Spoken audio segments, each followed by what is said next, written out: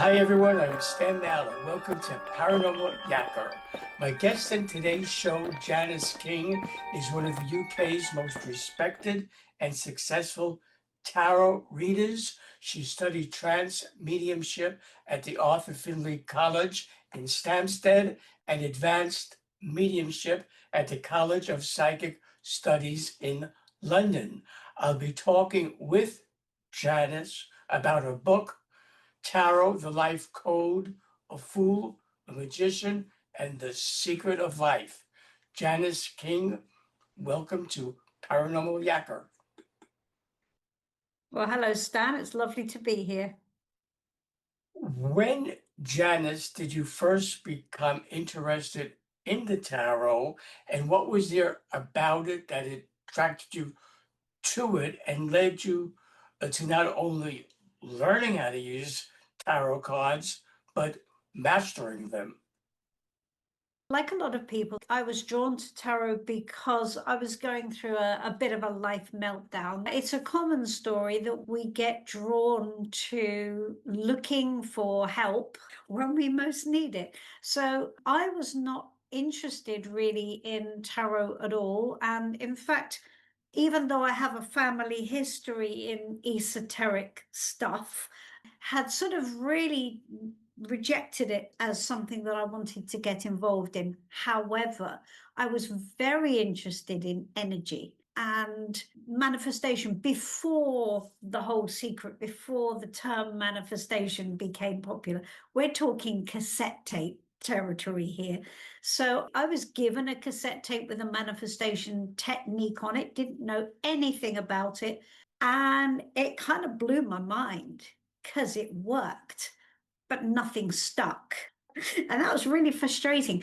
So I did this big experiment over some years, big experiment, which appeared to be monumentally successful for about 18 months. And then it fell like dominoes and my life hit the deck. So I was pretty upset about this and did not understand what the hell had happened. I was doing meditation all the way through. And what I was trying to do is speak to these fabled guides that we're all supposed to have, and mine appeared to be stuck on the end of some celestial call waiting line and never answered my call. So I'm like, come on, guys. Until one day I did this meditation. A little boy came into the meditation, handed me a white stone egg. I then said, oh, it's a white dove. And the little boy nodded his head and ran away. And again, silence, crickets, until a few weeks later, maybe a month, I was up in Camden Market in London and saw this shop with tarot readings in massive letters and thought, well, do you know what? I'm not getting any answers from anywhere else. Maybe I should have a go at a tarot reading. And I walked in, and the guy behind the counter said, when I inquired, pointed to a guy in the back room who had this long white hair and white robes, proper sort of hippie Jesus character. And he said, oh, well, you'll need to speak to White Dove. I'm like, okay, perhaps I do need to speak to White Dove. And White Dove basically did this reading where he basically told me that I was in the middle of a I'd opened Pandora's box energetically, and my life was being taken apart and put back together, and I was being moved to a new path. And he told me that the next 3 years were going to be pretty horrendous, and there would be kind of angels, human and energetic, alongside the path to get me through. And I just went, well, no. See, no, I refuse. I take it all back. I'm not playing this game anymore. Whoever this is does not get to come into my life and just take it apart. What I'd asked for was give me what I need to make everything all right. And basically he said, well, you asked. But the reading was so bizarre and detailed and just like, oh, okay, so what is this? So I then, of course, was drawn to finding out more. I wanted to know more. And so I thought, well, will it speak to me? Can I communicate with this like this because I've been looking for a way to communicate. And the other thing I'd asked for in my rantings at the powers that be, because trust me, I did rant at them big time. I ranted and I said, why does it have to be so hard? Why can we not just have a map of how to do life? When things go wrong, why do we just get slapped?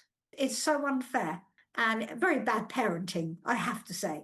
So I asked for a map, and this life code system, many years later, is what that is. And so that was, it's been a long journey. And I was in a lot of resistance, Dan, for a long time with that.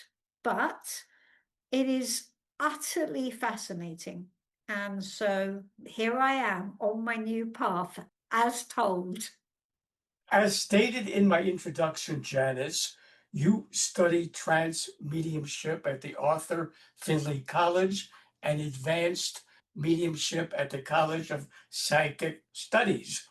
Both of them are highly regarded in the world of esoteric studies. How did you apply what you learned at those institutions to your tarot readings? The experience I had at Arthur Findlay was totally transformational. And I had been, again, going through another sort of almost like a mini dark night of the soul. I'd asked for the next stage. Be careful what you ask for. Just saying, everybody.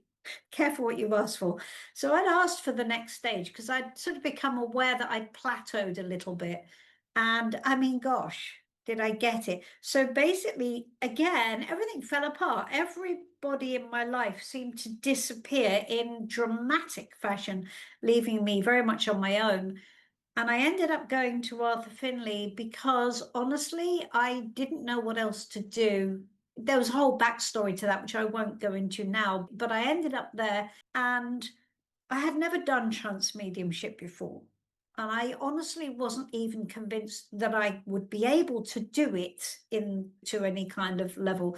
Trance mediumship, for those that don't know, is where you allow a spirit to use your voice and your body to communicate through you. And it requires you to step out of the way and allow that energy to drive the bus, as it were. So obviously this is quite an odd thing. And I was determined that I wasn't going to force it or try too hard or fake it or it had to be authentic. I was getting nowhere, really. I felt that I was getting nowhere in the class. I like to be really honest about this. I didn't feel that I was being successful. And so I shared this with my tutor and I said, look, I'm not going to fake it or push it, but you need to know that I'm not really feeling like I'm connecting in. So she said, okay, so what we're going to do is tomorrow when we do the class, I'm going to take the whole class back a bit and I'm going to ask Spirit to show you how it feels. I said, okay. So there's about 15 of us round in the group and we sat there and my turn came. We went take ourselves down into a sort of meditative state, a trance state, trance mediumship. So I can do that. I'm good at that. And then the teacher said, okay, so Spirit, can you step forward? And I felt this vibration, like static electricity running from the top of my head all the way down my spine to the floor, like my whole back of my body felt like it was tingling with static electricity. And then she said, okay, so that's good. So we have a presence. So Spirit, would you step forward? And what happened next was that I felt someone break the boundary into me. It was like, and it's one of those moments where you go, oh, I'm in trance, but it was like, it was shocking. Oh God, what the hell? And then I got flooded with the most intense love, I think, to the point of it being unexplainable. And it was overwhelming in its intensity. And it just literally flooded the whole of my being from the inside out. It was one of those moments where you're sitting there, and even though I'm in trance, I'm going, oh, whoa. And then a little voice in the back of my head went, don't fight it. this is awesome. So okay, lean in. So I just relaxed into it. And then after a period of time, the tutor said, okay, thank you, Spirit, would you step back? And the reverse happened. I felt it leave physically. I had actually thought when she said, Spirit, step back, actually, we're fine. You could just leave us here for a few hours. I don't need, just move on to the rest of the class. And that changed things for me. And so the advanced mediumship course at the psychic college was me exploring this further. And the life code system came about because I believe that entity was Obin, who became an obvious collaborator in this thing. And this new way of looking at tarot and loads of new connections and massive amounts of synchronicities and ridiculous stuff started to happen. And I think that was how that came. And then my readings became much more channeled than before. So Obin became a work partner. I find the metamorphosis of your book intriguing in that what began as an idea for a new tarot deck emerged as a way of seeing tarot through a different lens. Could you take me through the creative process that took you from creating a new tarot deck to a book that looks at the tarot in a new way? The whole thing was part of the same process. This all started with a really weird experience, but again, part of this clearing, which once all of a sudden it all just righted itself. And husband had had a bit of a breakdown. He came back, things with everything just fixed itself after this. But before that happened, I was in the bath and laying in the bath quite happily, bit of music playing, and then suddenly this loud voice shouted in my head, like properly shouted to the point where it made me jump.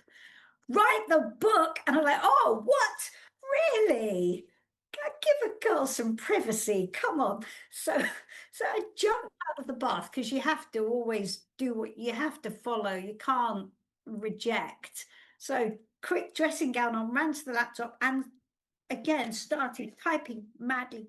And then after about 2 paragraphs, silence again, silence with the crickets. What the hell? Nothing. It just disappeared. Like, okay, what was that all about? That was odd. I went over about a week later to my son's flat with him and his partner, and we were messing about. My son reads tarot as well. We were messing about on the floor with the Rider-Waite deck. My son designs board games, and we were going, okay, so we're going to turn tarot into a board game. How would we do it? And we laid the cards in a circle, and then he said, oh, we need the guiding star of tarot. So I said, okay, so how are we going to do it? He said, so he worked out that if you took the minor arcana, you could turn them into the points of the star. And he said, but we've got too many cards in the major arcana, so we need to make it 20. So I said, okay, take out the magician, just put them at the top. He said, fine, we've got 20 cards. Here's our first point, which is the Suit of Cups. We've got 5 cards at the bottom of the point. Where do you want them? So I said, okay, put them over from the High Priestess of Lovers. That sits nicely. That's sort of the beginning of the process. Fine. Those opposite swords, what goes in the middle, wands. And then we had pentacles at the end, and I had no idea. And I could see a vague connection. So when I looked to the points of the star and I looked to where they were sitting on the major arcana, I thought, you know what, that kind of works. That's weird. Cups sits over the High Priestess to the Lovers. That makes a kind of sense. And then when I looked at opposite and I looked at swords and I could see the Suit of Swords, which is very challenging, sitting over the Hanged Man to the Tower, I thought, well, energetically, that's kind of in tune as well, although I don't know how every card would work with that, but it seems there is a resonance there. And then the same with the Suit of Wands. This is quite strange. I've never seen this before, but it fits. As for the Suit of Pentacles, Stan, I had not one notion how that would work. I looked at the 5 cards and the Suit of Pentacles, thought, well, I've got no idea. I can't find a resonance. I don't know. But I did know there was something. here that was worth investigating, and I wanted to see the connections between the minor arcana and those majors. I wanted to see them visually connected, because when you do it with the Rider-Waite deck, you can't really see the connections visually and immediately. So I came home and I started kind of just playing with it, and that gave me the idea. What I need to do is I need to create a deck that shows those connections properly. I was still a bit bothered about the last suit of pentacles, though, because I thought, you know what, I don't know. I don't have all the details on the others, but that one, that's totally in the dark for me. I've got no idea. In the meantime, this is an involved story. In the meantime, my friend Gail, who had taken me to Arthur Findlay, who had told me about it and taken me, rang me up and said, oh, by the way, I've got a tarot student for you. And I didn't teach at the time at all. And she said, I have this tarot student and she wants to do an advanced course. So I've told her you're going to teach her an advanced course. And I've even told her how much it is. So that's what you're doing. And I went, no, what? I'm making a deck. I can't make an advanced tarot course as well. I'm not going to do it. She went, yes, you are. And I've told her how much it is. And she told me how much she'd quoted her. And I said, well, that's crazy. She's not going to pay that. She's already agreed. Okay. All right. So I basically wrote the course ahead of the student. And I thought, well, you know what? I mean, I've got this new thing. Maybe I'll build the course around that.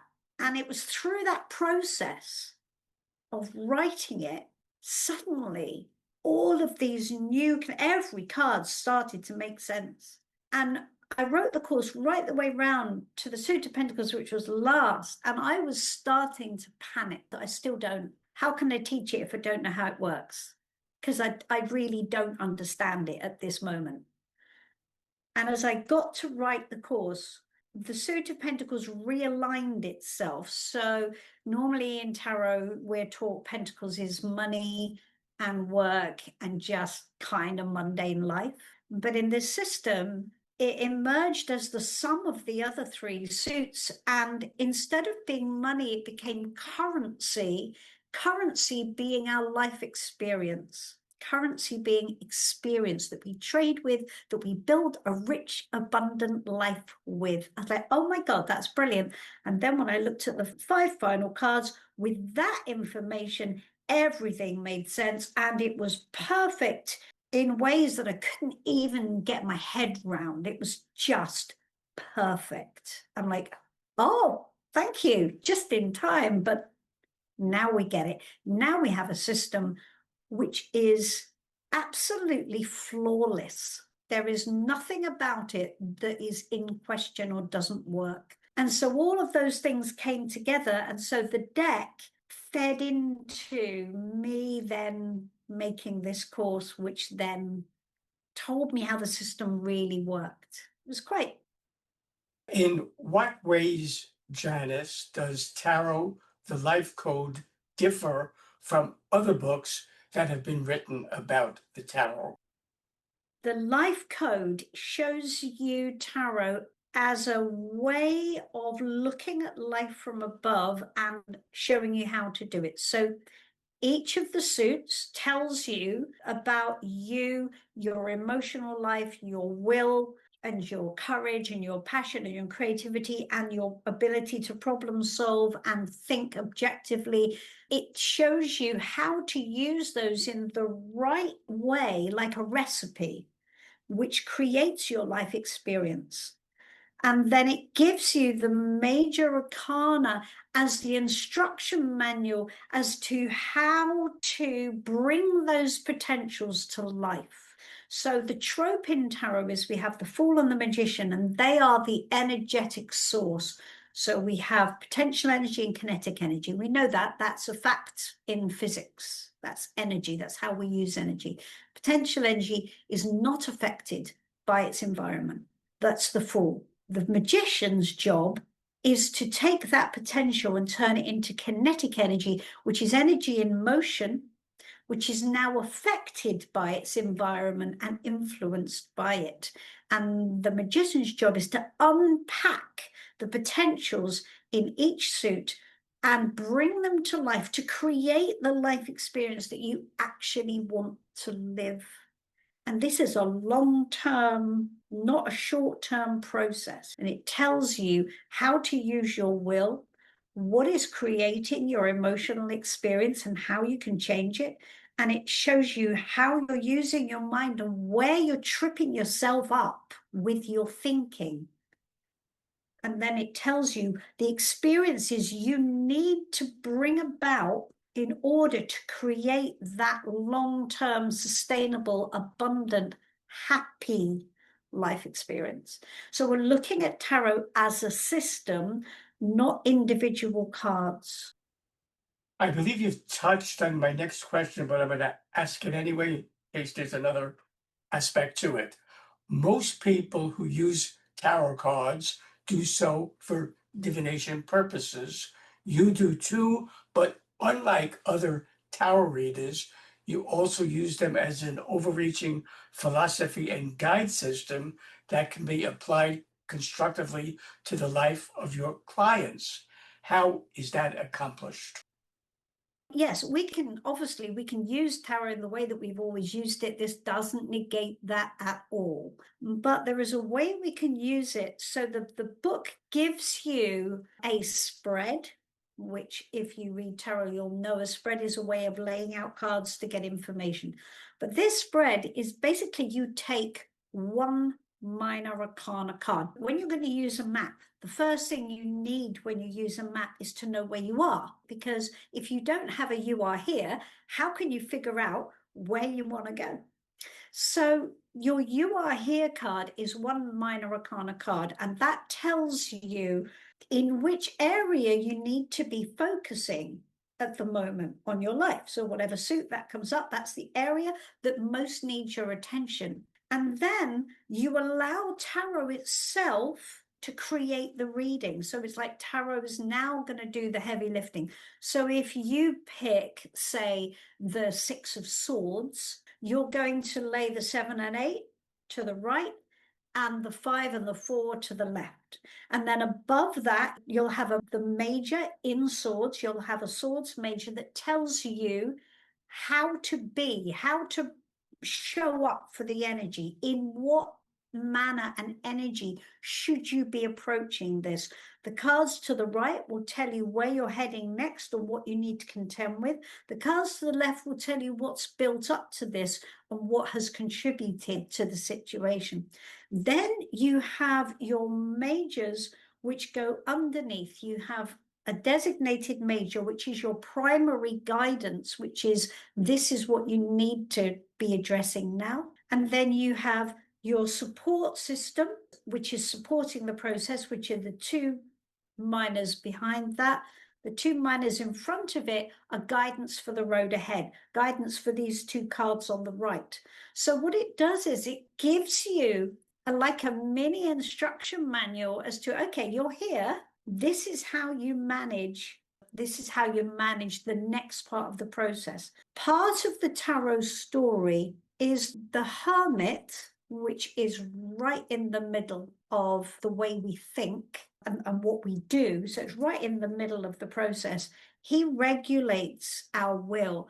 And what it's saying is, don't look too far ahead, because we're regulating our will here.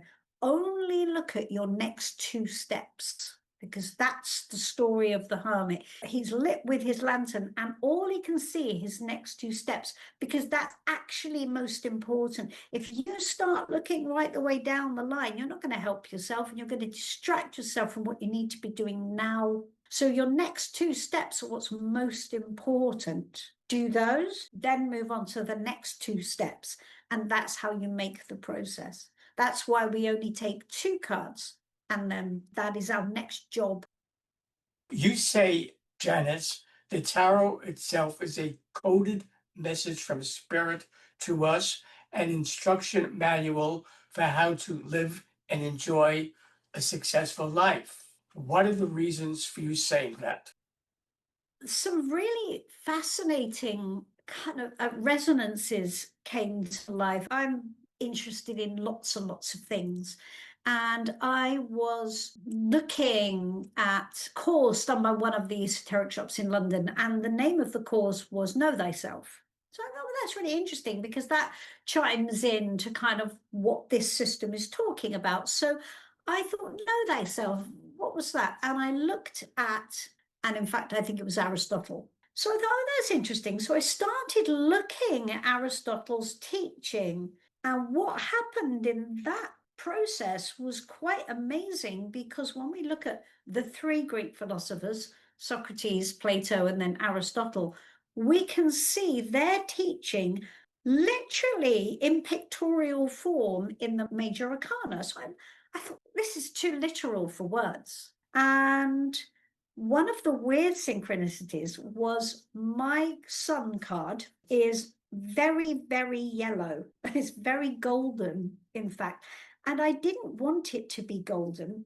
When I was designing the deck, because it's within the suit of Pentacles, what I wanted was it for it to have some green, because it's with Pentacles, and I felt, well, it should sit within the color code.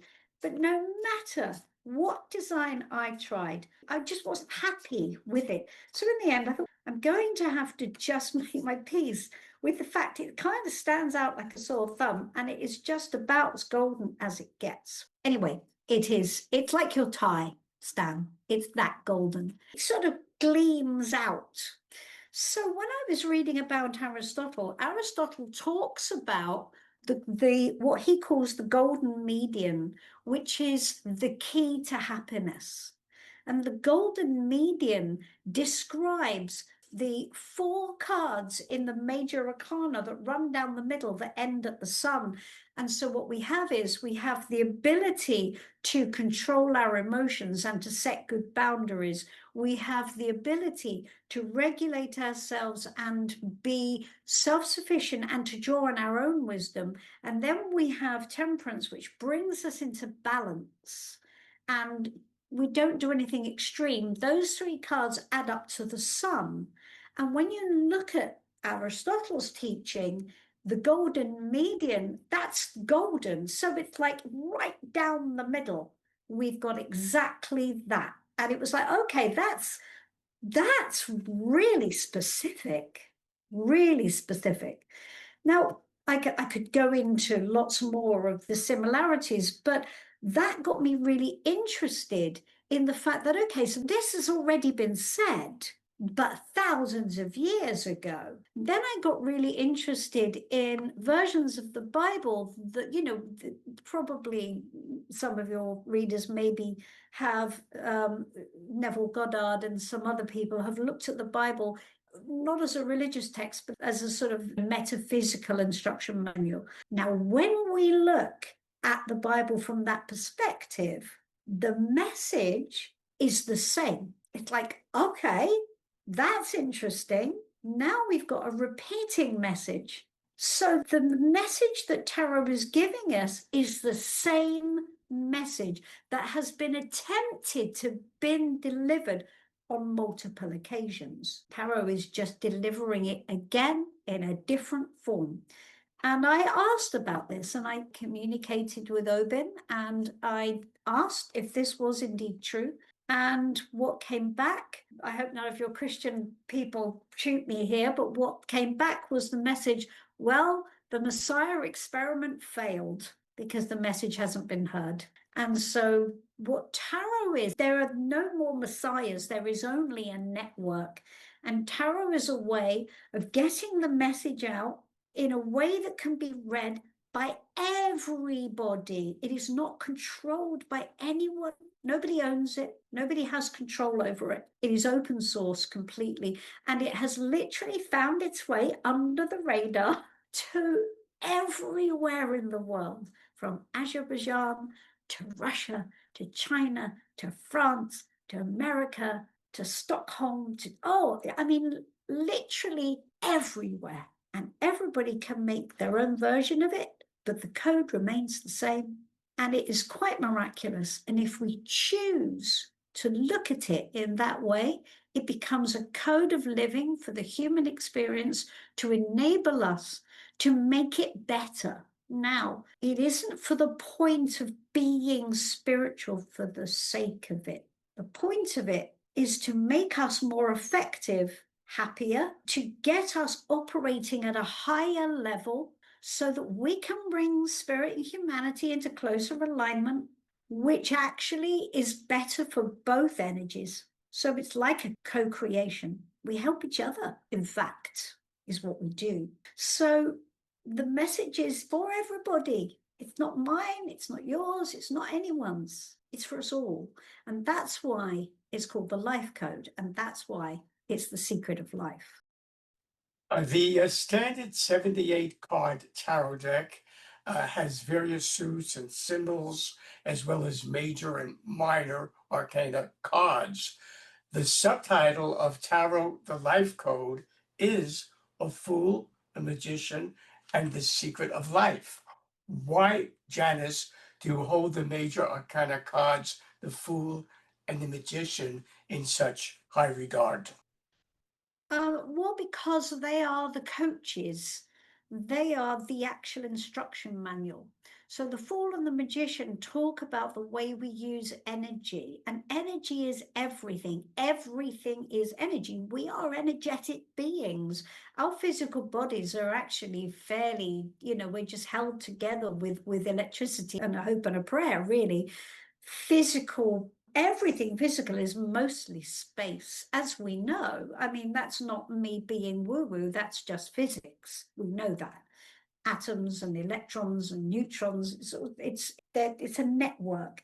And we are electronic and we are magnetic. And so actually, if we take our bodies out of the equation, everything we do in life is energetic. Everything we attract people to us energetically. Now, whether or not people choose to agree with that or believe in it, I believe it makes no difference. It is just a fact of life. This is what we do automatically. We are all connected into this energy, whether or not we choose to lean in and do it consciously or not. The trick is, and what I've been fascinated by since the mid 80s, because that's how old I am, is how much control can we have then, really? Can we change this? Can we control it? Can we alter it? Can we influence it?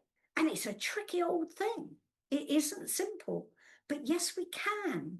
We start within us. And so the Fool and the Magician are the archetypes for how we use energy. Then the Fool in the tarot story is the repository of the four aces, which talk about potential, because the Fool is the potential of all things, the potential of all energy. And we symbolize that with the four tarot aces.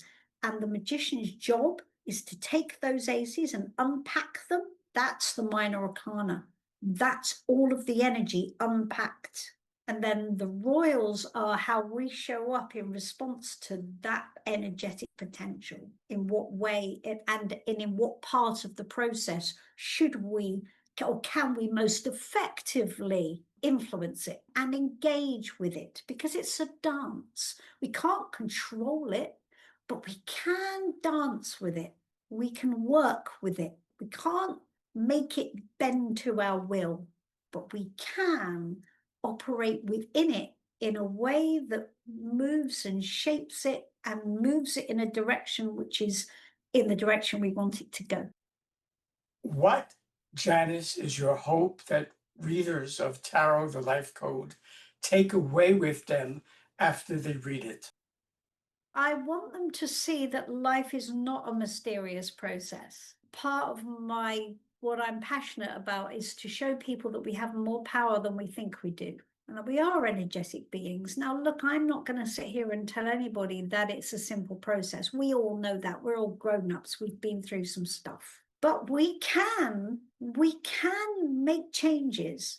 And we make those changes by making them within ourselves first, because we're doing this. We are the ones. So therefore, if we're going to change our external reality, we got to change this first. And tarot is a great feedback system that we can go, okay, let's go in if I'm going to lift the bonnet and go into the engine, give me the instruction manual. It's like those car manuals that we used to get.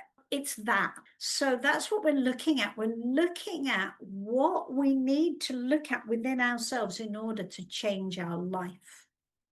Should viewers of Paranormal Yakker want to buy Tarot, the Life Code, A Fool, a Magician, and the Secret of Life, learn of other books you've authored, your Life Code Tarot deck, book a reading with you, or take your tarot course, how, Janis, can they do that?